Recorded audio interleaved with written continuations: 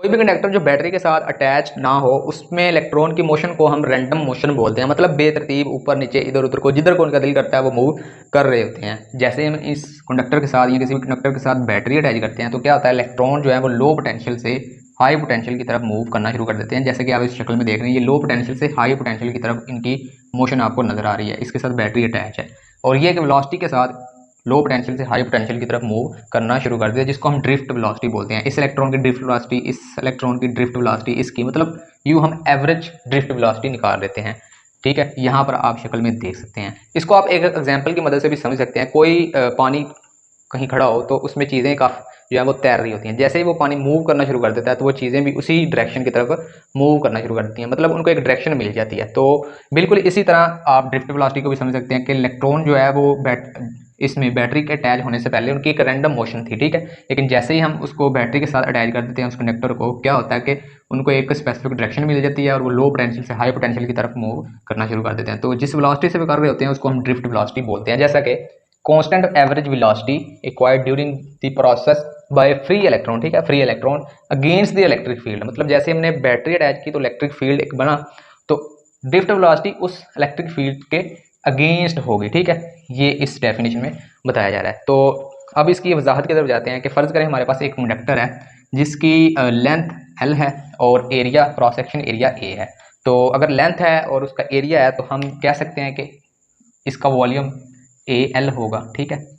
ठीक है, ये सारा इसका वॉल्यूम AL होगा, क्योंकि एरिया को हम लेंथ के साथ मल्टीप्लाई करके ये वॉल्यूम निकाल रहे हैं इसका, ठीक है।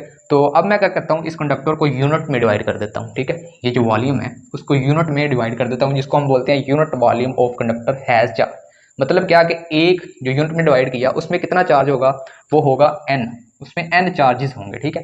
अगर यूनिट में इसको डिवाइड कर रहे हैं, इस पूरे को छोटे छोटे यूनिट में, मतलब इकाई यूनिट में डिवाइड कर रहे हैं, तो उसमें वो कह रहा है कितना चार्ज होगा n।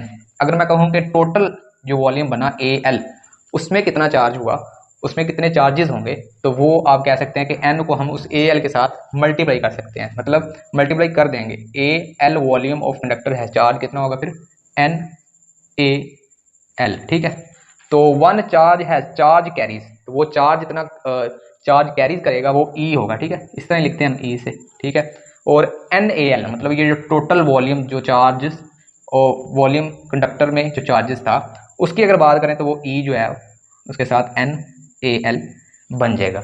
अब टोटल चार्ज जो है, क्योंकि हम चार्ज को Q से रिप्रेजेंट करते हैं, तो फिर यूँ हमारे पास टोटल चार्ज इस चीज़ के इक्वल बन जाएगा, Q is equal to NaLE, ठीक है। ये E साथ इसके यहाँ पर NaL आएगा, ठीक है।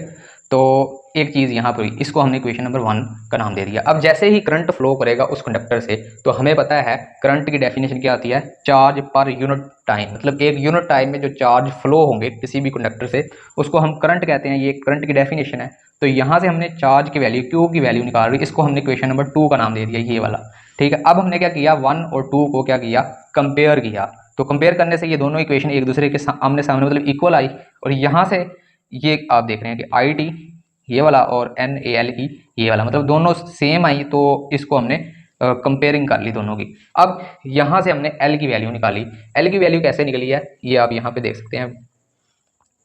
L इज इक्वल टू मैंने पुट किया VD, ये ड्रिफ्ट वेलोसिटी T, मतलब यहाँ से VD अगर देखें तो वो क्या है LT।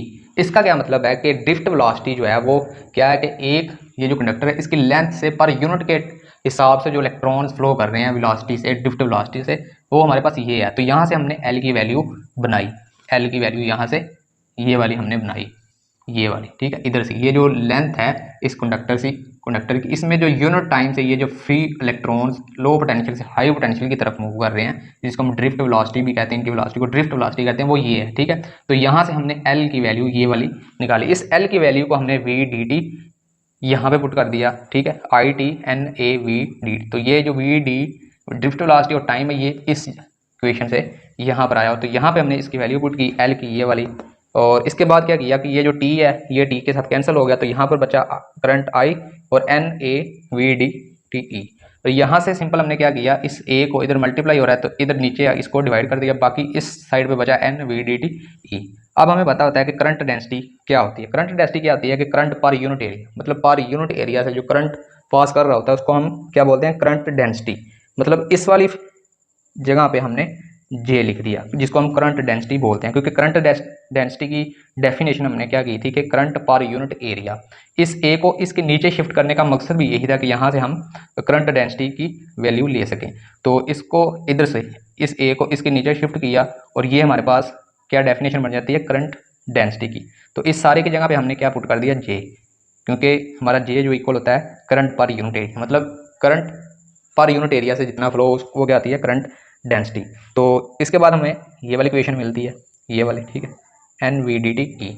तो यहाँ से हमने ड्रिफ्ट वेलोसिटी अगर निकालनी हो तो एन ई को इसके साथ डिवाइड कर देंगे, क्योंकि इसके साथ ये मल्टीप्लाई हो रहा है। तो यहाँ से हमारे पास सिंपल ड्रिफ्ट वेलोसिटी की इक्वेशन फार्मूला बन जाता है। अगर इनको वेक्टर फॉर्म में लिखना चाहे तो आप इसको अगेंस्ट इस तरह लिख के लिख सकते हैं। ये आप एरो का निशान लगाएंगे जो जो वेक्टर है, क्योंकि ये जो करंट डेंसिटी है वेक्टर है तो इसके ऊपर आपने निशान लगाया एरो का। इसी तरह ड्रिफ्ट वेलोसिटी आपकी वेक्टर है तो इसके ऊपर आपने ये एरो लगाया, ठीक है। ये मैग्नीट्यूड और डायरेक्शन कुछ होगा रहा था जो आपने वेक्टर और स्केलर क्वांटिटीज में ये चीज़ें पढ़ी होंगी, ठीक है। और माइनस क्यों आया, क्योंकि ड्रिफ्ट वेलोसिटी जो है वो इसके अगेंस्ट होती है, जैसे हमने यहाँ पर डेफिनेशन में देखा। तो ये आपका जो बेसिक फार्मूला बनता है ड्रिफ्ट वेलोसिटी का, वो ये हमारे पास निकल आता है।